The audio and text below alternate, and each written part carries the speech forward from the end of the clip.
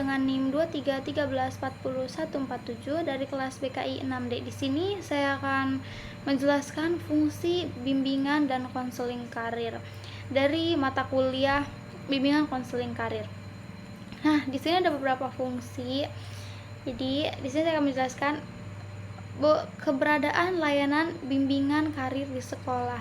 Tentunya memiliki fungsi sebagai berikut. Yang pertama itu memberikan kemantapan pilihan jurusan kepada peserta didik, karena penjurusan akan mempersiapkan peserta didik dalam bidang pekerjaan yang kelak diinginkan. Nah, jadi fungsi BK karir di sekolah ini nih nentuin pilihan kepada peserta didik, biar peserta didik tuh kayak tahu gitu tuh gambaran buat nanti dia ke depannya. Nah, yang kedua itu ada memberikan bekal pada peserta didik yang tidak melanjutkan sekolah untuk dapat siap kerja sesuai dengan keinginannya. Jadi kan BK karir di sekolah ini nggak harus kalau nentuin jurusan kalau dia mau kuliah, tapi dia juga kayak ngasih bekal buat yang nggak ngelanjutin ke kuliahnya gitu. Nah, yang ketiga itu membantu kemandirian peserta didik yang ingin ataupun harus belajar sambil bekerja.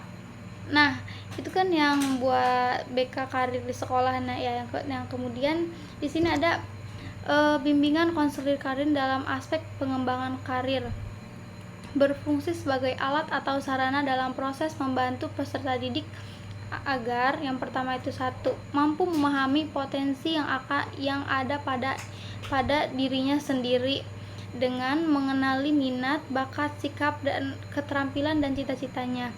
Yang kedua itu ada memahami nilai-nilai yang ada dan berkembang di masyarakat dan dunia kerja.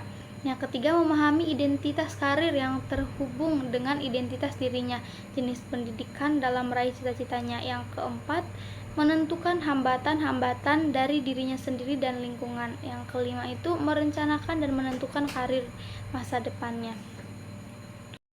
Mengacu pada fungsi bimbingan dan konseling secara umum, maka fungsi bimbingan dan konseling karir di sekolah adalah, yaitu yang pertama itu fungsi pencegahan, memberikan peserta didik informasi mengenai diri dan dunia kerjanya untuk mencegah atau mengurangi timbulnya masalah-masalah di masa mendatang. Yang kedua itu ada fungsi pemahaman. Bimbingan konseling karir memberikan pemahaman pada peserta didik tentang gambaran dirinya dengan dunia kerja. Nah, yang ketiga ada fungsi penyaluran, yaitu membantu peserta didik dalam memilih jurusan sekolah, jenis sekolah, dan lapangan pekerjaan sesuai dengan minat, bakat, dan ciri-ciri kepribadian lainnya. Yang keempat itu ada fungsi adaptasi, membantu peserta didik untuk menyesuaikan program pendidikan terhadap minat, kemampuan, dan kebutuhan hidupnya di masa mendatang. Jadi BK karir di sekolah ini sangat membantu peserta didik untuk kedepannya dia memilih apa yang dia mau.